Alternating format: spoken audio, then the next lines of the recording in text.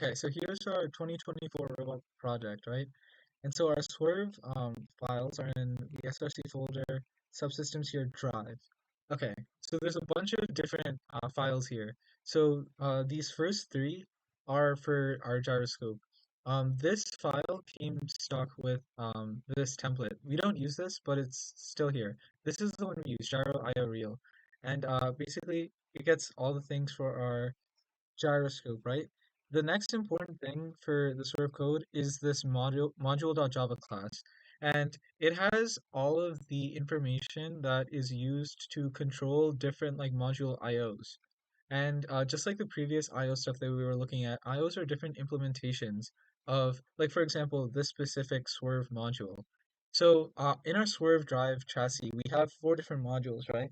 And these modules have like a bunch of different like I guess inputs. So these are the things that are useful for us for these modules. Like we want to know um like how fast it's going, how many volts are being applied, the current like positions of the turn wheels and stuff, velocity, all this stuff.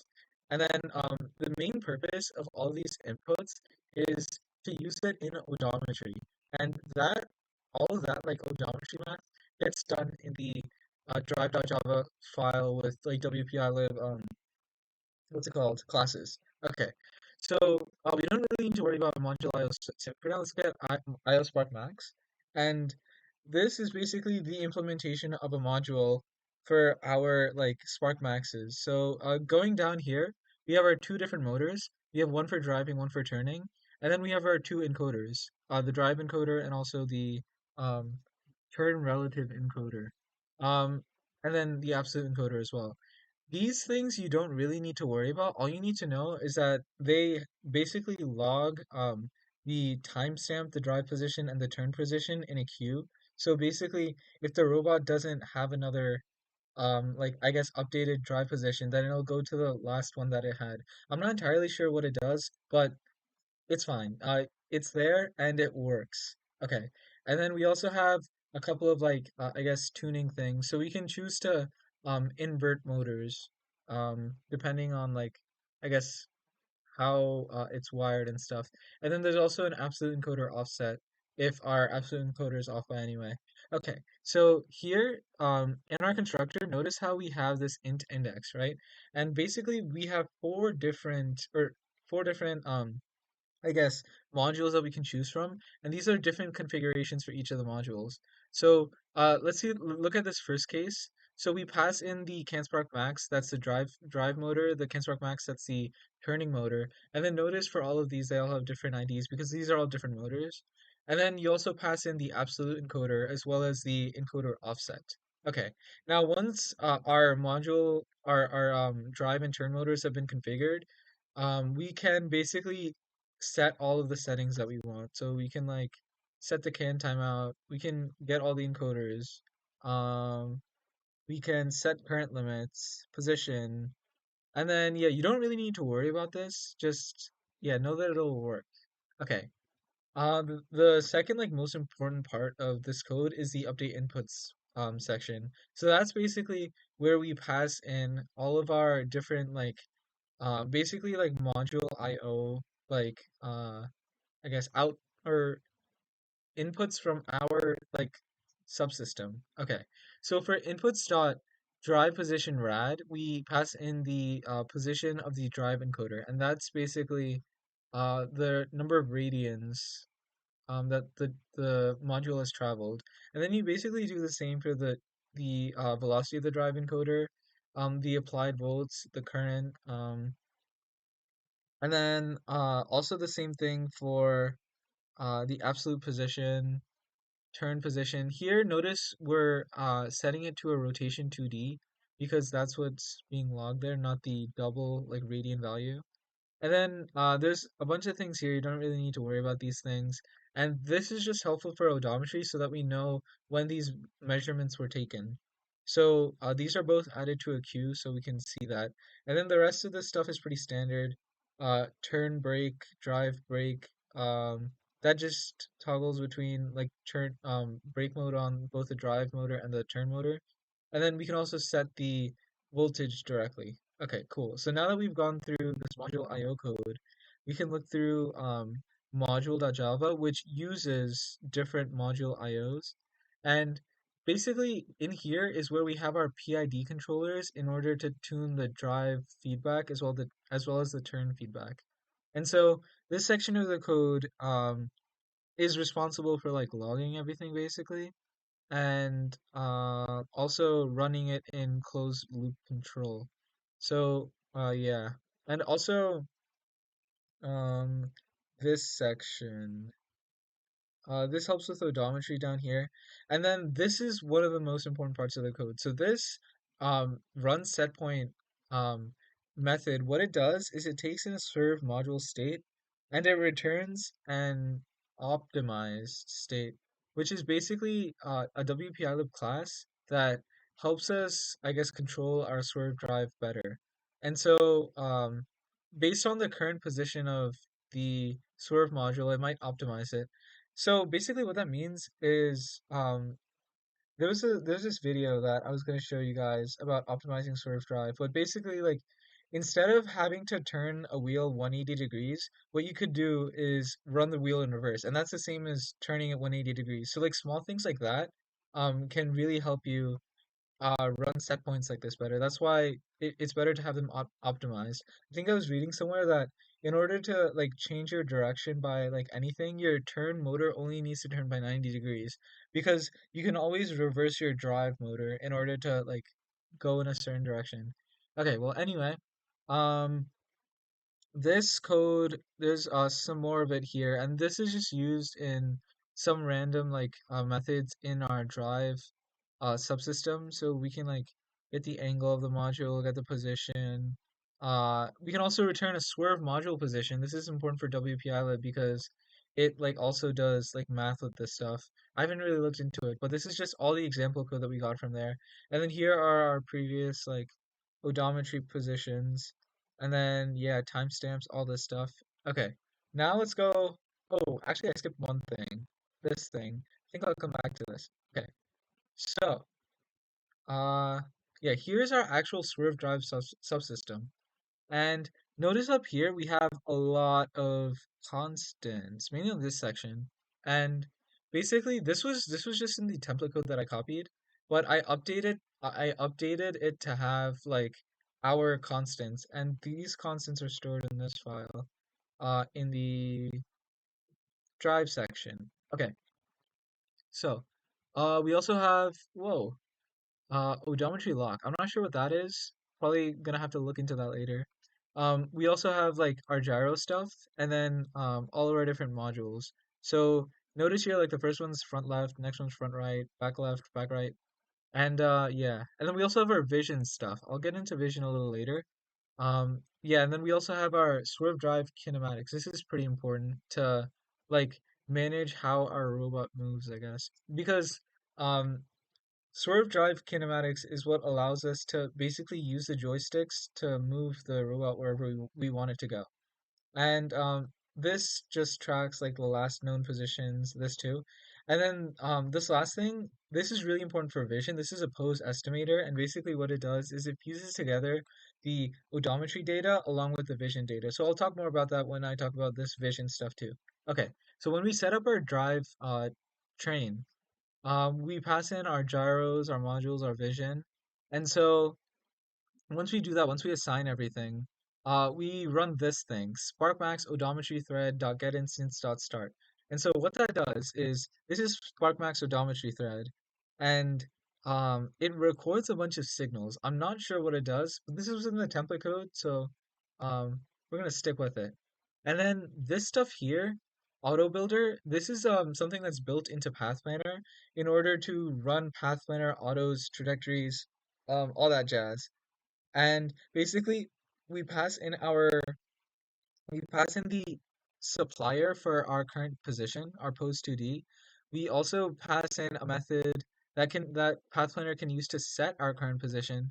We also pass in a method to get our current chassis speeds, basically all this stuff, right? And so using this, Path Planner puts all this information into Auto Builder, which we can use later on to run autonomouses. Okay. Next thing here, we haven't gotten pathfinding working. Pathfinding is basically using the A star algorithm to pathfind around obstacles. I know this sounds pretty similar to the trajectory stuff we've been doing, but this is different because with the trajectories, all it does is it finds like a curve that goes from one point to another. It doesn't consider any like, I guess, breaks that you might have along that path. And so what pathfinding does, this is also built into Path Planner, is it basically allows you to go around obstacles. And we pass in this thing, local 80 star AK. Currently, this doesn't work. I'm not sure why it doesn't work, but we're going to look into it. But basically, this custom implementation is just meant to log all of the stuff that path planner, or not, what am I saying, that advantage scope or advantage kit, I guess, wants to replay the robot eventually. Okay, the next thing, this is just logging the current, like, I guess, trajectory that the robot is running with this, and then this is also logging the, like, the target set points. Yeah, this last thing, sysid, we're gonna probably use it before we configure, before we like run trajectories on our swerve drivetrain, because all of the constants that we had in this module.java class, like this stuff up here, this stuff needs to be tuned, and we can use sysid, system identification routine, to do that. I'm not sure how this works again. This is like fairly new code, but we'll figure it out together. Okay. Time for the like biggest part of the swerve code, the periodic method. There's a lot of code here, but don't worry, I'll break it down.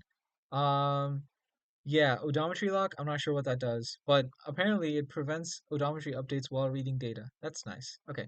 Next thing, gyro update. So we're trying to update our gyro to get to use all that information later on. We also do the same thing with our modules. And then we unlock the odometry. I'm not sure why, but yeah. And then the next thing we do is oops is we log our gyro inputs, and then we do the same for vision. We update the inputs and stuff, and then we add that vision measurement to the pose estimator. You know what, real quick, I'll talk about vision. The only reason I have it in a separate folder here is because vision is kind of separate. I didn't want to put too many things in this one folder. But basically, what this is doing is it's taking in our camera, right? And it's using the April tag like photon pose estimator. And what it's doing is it's checking if it has targets, then it's going to set its current estimate to what the estimated pose is.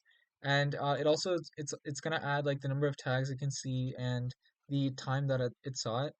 And then yeah, the rest of this code mainly is used for visualization, I guess, so that basically like the targets that the photon vision camera system sees, they're added to the like to advantage scope, where basically you can display them on the little visualization thingy as like green lines going to it. Okay, and then everything else, this method is also used to get the estimated global pose, and then this is used in odometry in order to calculate how sure we are of whatever result we have. So if you notice here, in pose estimator.addVision measurement, we're passing in the current estimate we have, the timestamp, and also the standard deviations, um, like basically how variable we think the pose estimate is. Okay, next thing. So we also update our different swerve modules. We also want it to stop moving when it's disabled. And yeah, and then everything else is just odometry. Odometry runs all the time. So basically, like if a robot is on the field, it's not moving, then the cameras and the like wheels and stuff will still be tracking information. And so basically, what this loop is doing is it's basically going through all the different like samples that have been taken, and it's getting all of the different module positions, and basically it's just saving it to this module deltas array with these swerve module positions, and then these module deltas are used in our odometry stuff here. So I don't really understand all this code. You don't need to either, but basically it just helps the robot know where it is given like certain speed inputs and stuff. And then we also update the pose estimator for with these given like module positions, gyro rotation, and timestamps. Okay. The next thing, run velocity. So WPILib is really nice, and they have this built-in chassis speeds thing. And basically, you just pass in like the x velocity, y velocity, and like theta velocity that you have, right?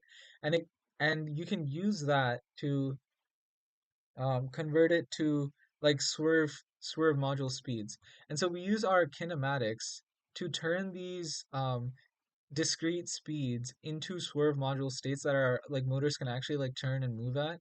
And so um, later on, then we set all of these modules to run at the specific set point that we tell it to. And yeah, and then the rest of our code here just logs all of that information. So basically when we're moving our robot, it's running a PID command on the modules to move at a set speed at a set angle. And so using all of this fancy math to turn x speed, y speed, and theta speed into like actual module speeds, that's how we get our robot to move. And yeah, that's pretty much all that goes into programming Swerve Drive. Everything else, this is just a nice method that stops it. This stops it by also pointing the modules in an X arrangement to resist movement. This was useful last year when we had the charge station stuff. And then this is used for sysid when we're trying to configure like the characterization stuff. I'm not really sure how this works. This one too. And then this was in the example code. This method gets auto-logged as swerve states measured, and basically whatever this array of swerve module states is will automatically get logged periodically. And then we also have this private method. Okay. And then we also log our current position based on our pose estimator, current rotation.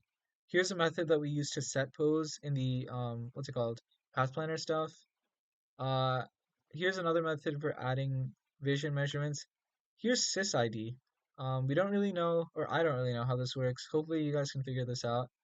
And then we also have methods for our max linear speeds. These are just pointers to constants, basically.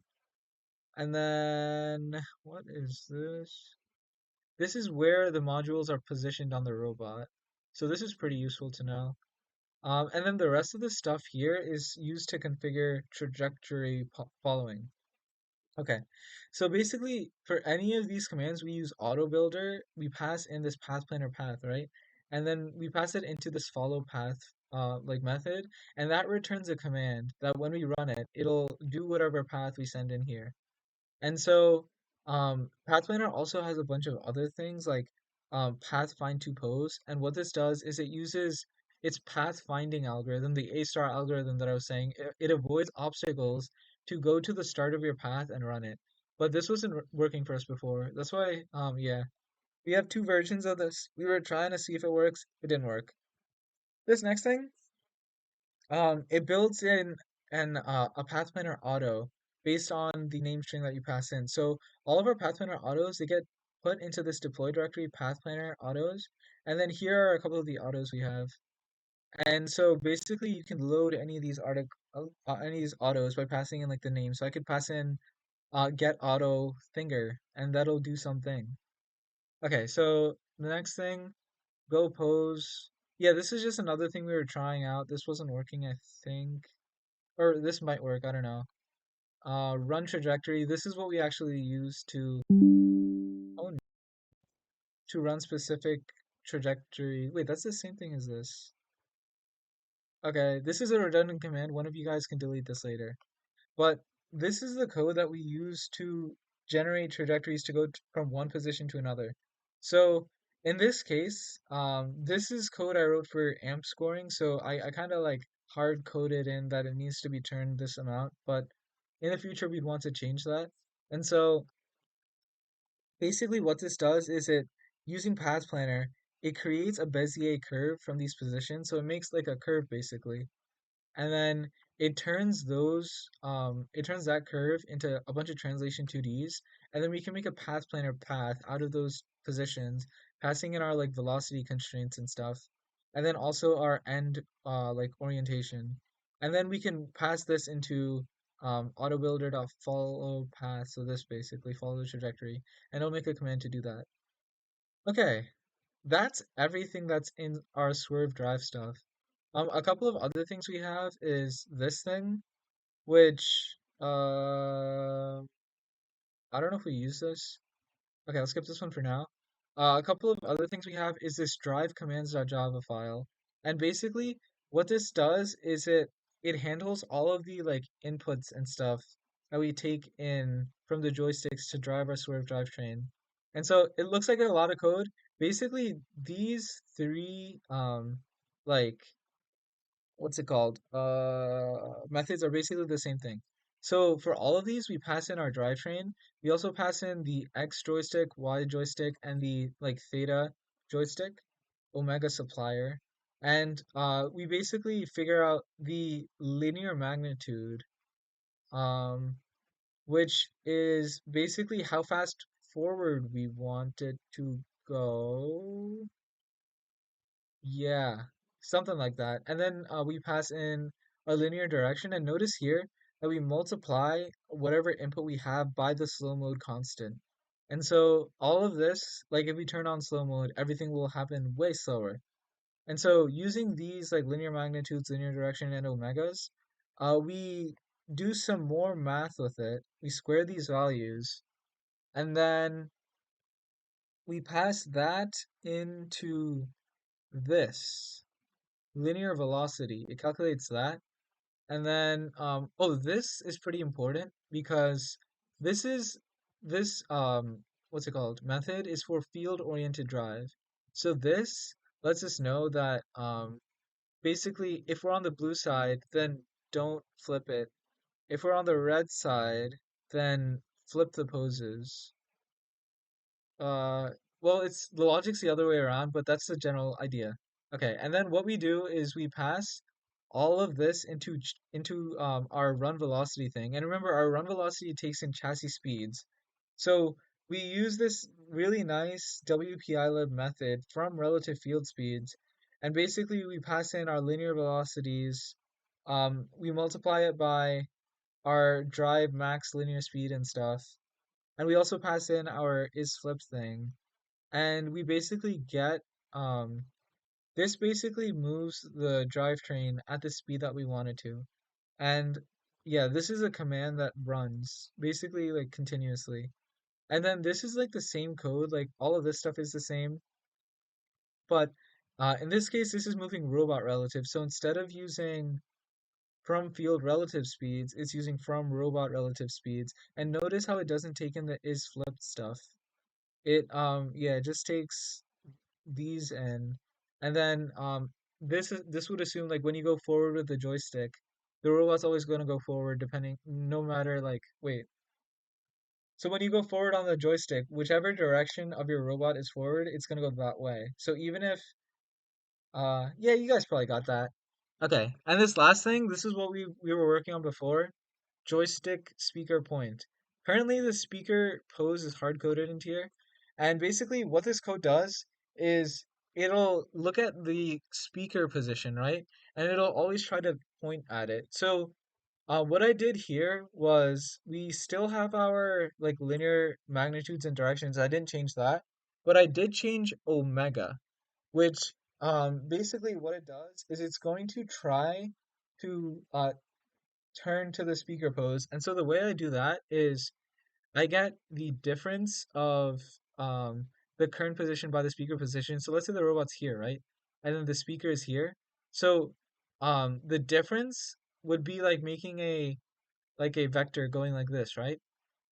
And so the angle that we want to turn is going to be um like I guess this angle of the triangle. If you imagine a triangle like that. Uh yeah. And that's basically how we know how much to turn, right?